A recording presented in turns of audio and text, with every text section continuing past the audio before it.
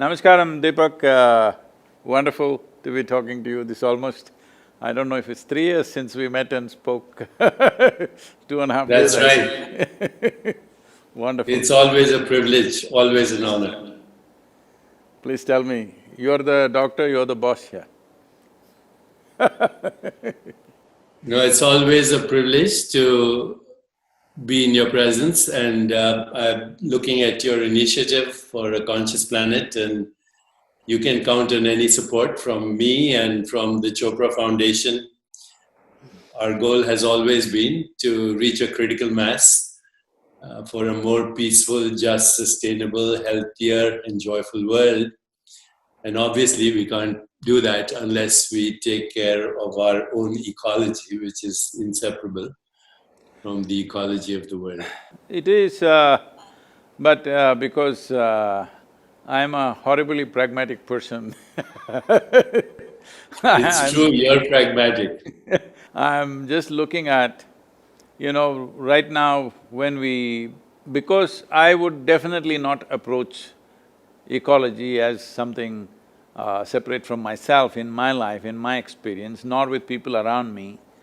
But in the larger world, I think because the situation is so dire, because the biodiversity is collapsing the way it is collapsing, if we want next few generations to see, what I see is, I don't believe the planet is in any kind of danger or anything, that's all our imagination. But human life will suffer immensely in the next 3-4 generations if we don't make the corrections. Even if you make the corrections, for all you know, you may be only postponing the suffering. Maybe you don't want to give it to your children and grandchildren, but you don't mind 5 generations later they're getting it. We don't know, that's not in our hands. Our plan is at least for the next generation, we must leave a better space than the way we have made it right now. In that context, what I saw was, I've been looking at these various, data from United Nations, from various universities and everything. What I see is, this is all PhD stuff. On the ground, if you really ask people, if they have water shortage today in Chennai, they know there is water shortage. But they don't think that's an ecological problem, they think that's a political problem. They think it's a social and political problem, they don't think it's an ecological problem.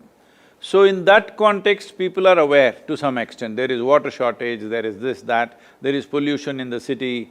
If you give them enough water and give clean air in the city, they don't care a damn, the entire world is burning up, they don't care a damn, that's where people are.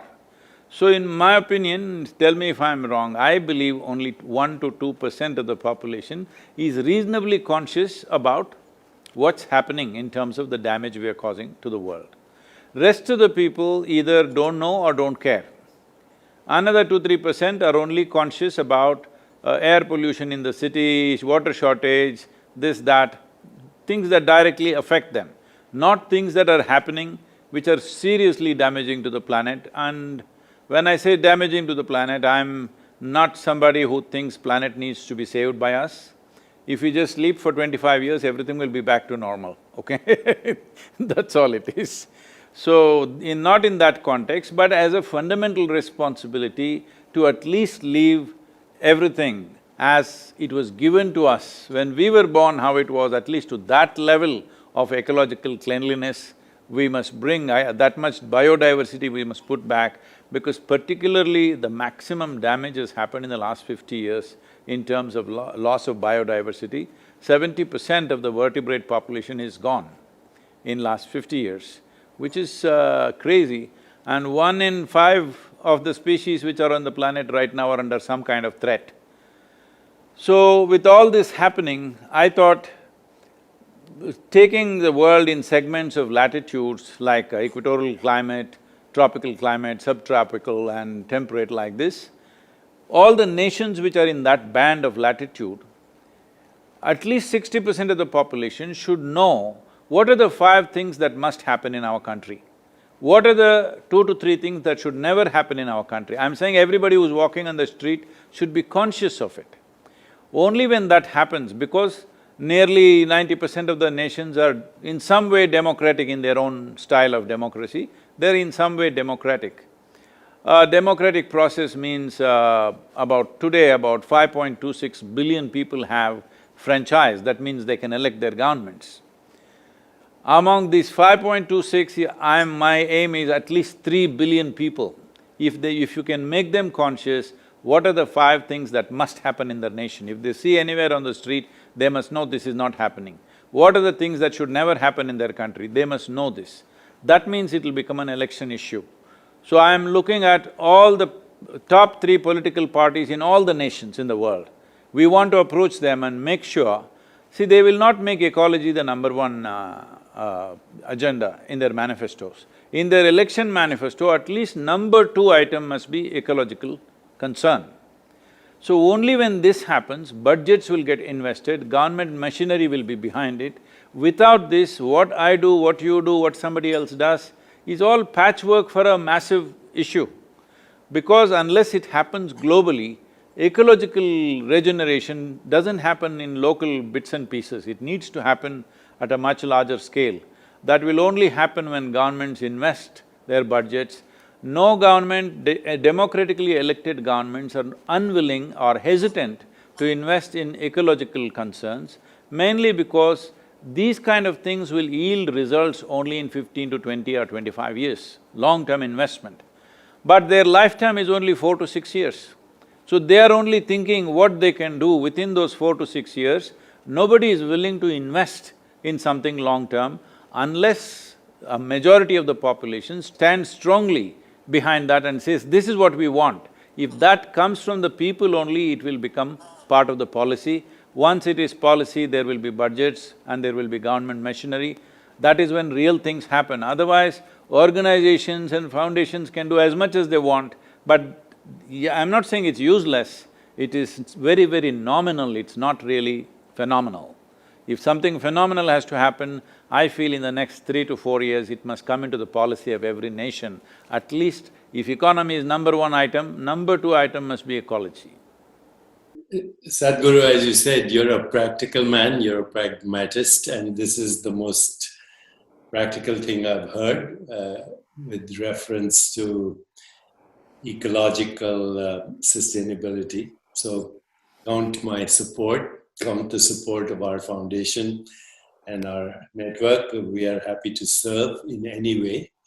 You did mention the PhDs, but even the PhDs are wrong because they're not seeing the issue which is directly at hand, which is our health is directly connected to ecology and the health of future generations. Now we know a lot about what is called epigenetics and how gene modification occurs as a result of environmental damage. Even the COVID-19 mutation is a result of damage to the ecology.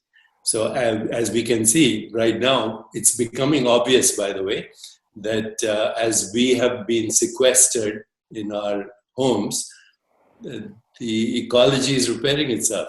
The birds are singing, the fish are returning to their dead lakes. Even the canals of Venice are seeing fish.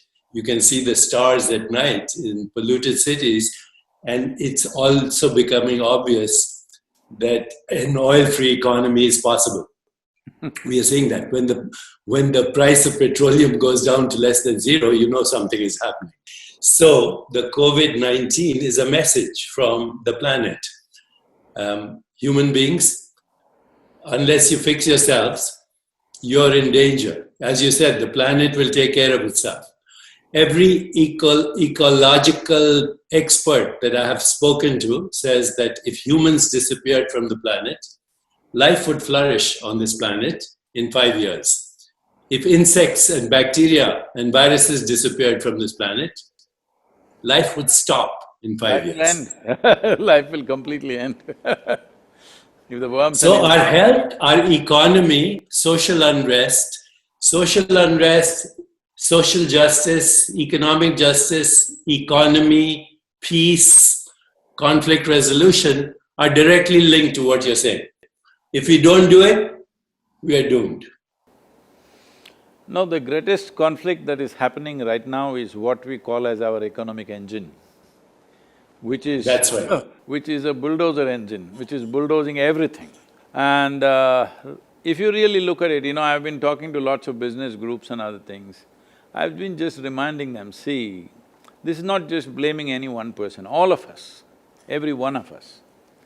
The way we've been driving, we are drivers without steering wheel in our hands. We don't know where we're going. We simply throttle on, no steering. We don't know where we're going, we're just going. It takes a microorganism for you to stop. You don't have brakes. You don't have brakes, you don't have steering wheel, you're just driving. Does anybody know where are we planning to go as humanity, as economy, as nations? What are we trying to do?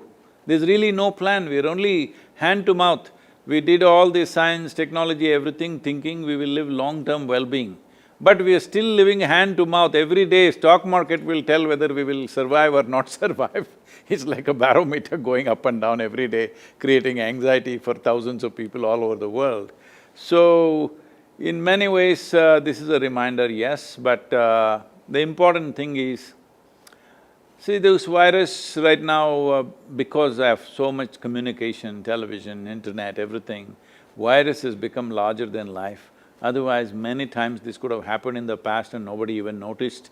It happened, some people got fever, some people died, some people went on, and life went on this planet, it could have happened 1,000 times. But now because of communication, we are seeing an enlarged version of the virus which is coming like a wrecking ball towards us with thorns in it. So, it is looking like hugely magnified. I am not trying to belittle the danger attached to it. Already, unfortunately, more than 400,000 people are estimated to have died, and many others are in hospitals, at risk. I am not trying to say it is nothing, but it is mainly because one thing is concentration of human populations, another thing is our ability to move from any place to any place. Within a day, I can be in United States or another place. So, whatever happened in Wuhan, within probably weeks, it's all over the place. So, this would have never happened 500 years ago. If it happened in Wuhan, there only it would… 10 people will die and rest will recover and whatever will happen, that's all it would be. So, in many ways, it's our lifestyle, and even now, as far as you should know better, but from whatever I've got from various doctors and scientists, they are saying every day on an average, 128 scientific papers are being published about the virus. About a microorganism, 128 papers per day for last 2 months it's happening. That means we are breaking the microorganism's characteristics into that many parts and studying it in so many little parts. That means actually we know nothing about it. The only way we have done some successful control of this is by controlling human behavior. We've done nothing about the virus. Fanciful talk about vaccine is happening, but if we come up with a good treatment protocol, that itself is a miracle. If we have a good treatment protocol, if I get the virus, I will not die, I can recover with a few days of treatment. If that much assurance comes, people will go about doing their business. Right now, we are talking about how to completely eliminate the virus, do this, do that. I don't think so, we should eliminate the virus because what benefits it has within itself, we're yet to realize. We're only seeing that it's uprooting some lives. Yes, it is tragic for those who have lost their loved ones and those who have lost their lives, it's not a joke. But we don't know what it is hiding within its process, because as you know, and almost every other medical personnel, and today because of internet almost everybody knows, a large part of us is virus, bacteria, microorganisms, a large part of us. There is more of them than us. Compared to the cells which have multiplied from our parentage and the number of viruses and bacteria and microorganisms we have is much more. So, they are living with us, they are us in many ways. You cannot say there is something that is me and there is something that is microorganism, it's all mixed up. So without them we cannot exist, but without us they can exist. So, what great things they will do for us, we don't know. There is some research telling us that 100 million years ago, this whole human placenta came mainly because of a virus infection. So it is the virus which gave us this placenta, which gave us the possibility of reproducing successfully, and the mother's womb, what happens, all those complex creation process that happens in our mother's wombs was instigated by a virus. So we don't know what this virus will bring, maybe we'll grow horns or a tail or wings, I don't know what. Let's see, you must tell me, you're the doctor. Well, our current science, as you said, first of all, you said something very important. The virus is a very small bit of genetic information. That's what it is. It's a very small bit of genetic information which has now devastated everything from economy to health to politics to international relationships, etc. This little bit of genetic information has devastated the world. And you also said some of this alarm may be exaggerated because of the way, we communicate, and it's so easy now to get the information. Some of the television channels in India, the virus is coming like this, like a wrecker ball at you. That's right. That's right. But here's the advantage of this. Just because we can communicate, and we're doing so right now, we actually, through technology, are rewiring the global brain, the planetary brain, through technology. And this communication is very important, and these actions are very important, because without this conversation, we would only be in a panic mode. But with this conversation, we are seeing possible solutions, and you're offering a very practical solution. Here's the important thing to remember when we go for practical solutions is, even as we take the practical solutions, we have to see the direct connection between the genetic information in our body, and again, you used another word, maximum diversity of genetic information. The genetic information in our body, 99% is actually bacterial and microorganisms. 99%, maybe 95%. You're making me feel like a virus, huh? Well, we are, you, Sadhguru, you and I are the awakening of bacterial and virus consciousness. One day, the viruses and bacteria said, let's use this organism, Homo sapiens, as our host, and then we can survive. So we are actually the host for the genetic diversity of the planet. We are the host. If we ruin it, we ruin ourselves, because we depend on this genetic entanglement of genetic information. All life on this planet, not just human life, plant life, animal life, all life. You said in the mother's womb, we were shaped by these microorganisms, but actually as we journeyed out into the world, we absorbed everything. In fact, these days when people do smart obstetricians, when they do cesarean section, they actually take all the secretions of the mother and they put them on the baby's body.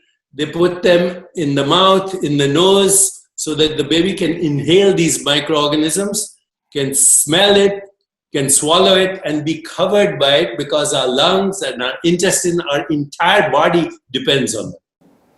So is that being done as a standard practice? Say that? Is that being done as a standard medical practice? Among the smart obstetricians, yes. Oh. Right now, they are recognizing that in urban cities, 30% of the microbiome has disappeared.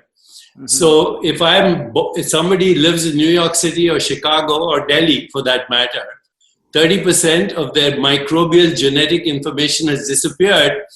And it is disappearing, and this is directly linked to chronic diseases like diabetes, heart disease, hypertension, strokes, indirectly to cancer, autoimmune illness, and propensity to premature aging, and all kinds of human problems. 90% of chronic illness is dysbiosis, which means dysfunctional biodiversity of genetic information in our body. And the people who are getting sick, by the way, the people who are even now, young people who are getting sick, they have what are called acute inflammatory storms in the body. So inflammation goes out of control in the body because they are panicking. they're panicking, they're stressed, they're agitated, they're worried about money, they're worried about their jobs. The death and morbidity, and we have published on this, I'm happy to send you papers, the mortality and morbidity of this virus is directly linked to stress, panic, sympathetic overdrive, and agitated minds. And that's why we need more than just a simple, simplistic vaccine solution. Because if we have a vaccine, a year from now there'll be another mutation. The vaccine doesn't do anything. See, It doesn't look at the problem. very clearly demonstrated in India that of all the cases we have, over 60% of the cases and over 80% of the deaths are only in 5 cities. There you are. In the villages where we are here, not a single case in all these villages around us. But only in Chennai, Mumbai, Ahmedabad, Delhi and one more city, what? Lucknow? Bangalore? Bangalore not much. Bangalore they've controlled well because of door-to-door management. I think it's obvious now with this that, ecology is the main issue of our times. The air is our breath. The oceans and waters and the rivers are our circulation. The earth is recycling as our body. Even the atoms in our body were forged in the crucible of stars. So, you have a personal body, you have an extended body, they're both yours. The planet is your body. It's recycling as the ecology and the genetic information and the micro diversity of these organisms, and we're not looking at that. We're looking only at vaccine. There is something little more basic than this genetic information. Even pre that is the elemental stuff in the world. So the entire yogic system, the basis of yogic system is called Bhuta Shuddhi. That is taking charge of the 5 elements of air, water, earth, fire and space. So these Panchabhutas are 5 elements, taking charge of that is the entire yogic system. It's funny because today I had asked everybody to, our traveling group, which is normally referred to as Ishangas, who go out and teach and spread the thing, they're all here now for last 2 months. So I told them to do sadhana, their morning sadhana outdoors. They were all doing outdoor in front of the Adiyogi statue. But in the last few days, the monsoon winds have picked up, it's very heavy here. Like it'll touch 50 kilometers per hour, sometimes up to 70 kilometers per hour in gusts. And also mildly raining, anytime it will rain. We're very close to the mountains. So today morning I went to see how are they doing their sadhana in this wind and rain, but only a small number were there. I asked, what happened? They said too much wind. So I put them up now that from tomorrow I'm praying to the rain gods that every day morning 5 to 8 it must rain and all of you must be doing your sadhana in the rain. It's very important. This is not a boot camp to harass you or something, because if you distance yourself from the elements, you're gone. You may be alive, but you're gone because life doesn't throb in you, no realization will be possible, because if you want to touch the peaks of your consciousness, everything must be on. Right now, if survival itself becomes a challenge for you, what peaks will you touch? You will not even be interested. When survival is in question, nobody is interested in anything. So it's very important that your survival is not even a concern. If you sit here, everything is going on. If this is happening, then only you will want to explore different dimensions of life. So from tomorrow on, everybody is there in full rain and heavy winds doing their morning. That's beautiful. After all, that's the meaning of yoga, right? To be in touch with the source of all existence. And you're right, the Panchabhutas precede all genetic information, and that also comes from one undifferentiated consciousness. And if we want to be intimate with that consciousness, then yoga is the only way. Yoga is the only way in all its dimensions. We are doing everything possible. You must also join hands with us to change the image of yoga. Because I know in California, maybe I don't know how it's in San Diego, at least in Los Angeles, yoga means Lululemon pants and one day is my cycling day, another day is my jogging day, one day is my yoga day, that kind of stuff. So we are seeing how to change the image of yoga, that yoga is a comprehensive science and a process to bring this unity, because the very fundamental is unity. What you're talking all this time is just that there is no separation. But separation has happened mainly because, it's the magnanimity of the cosmos, it's the magnanimity of the creation that it gave you an individual experience, though you're as small as a virus compared to the cosmos. What virus is to you, you're just that, a speck of dust. But to this speck, an individual experience has been given. This is not something that you did, it is just the magnanimity of creation that we can sit here and feel like an individual experiencing all these things. But once we take this individuality rather too seriously, suddenly we will get imprisoned in our own individuality. Individualism is imprisonment. This imprisonment is not just creating mental structures and emotional turmoils, this is destroying body's ability to live strong.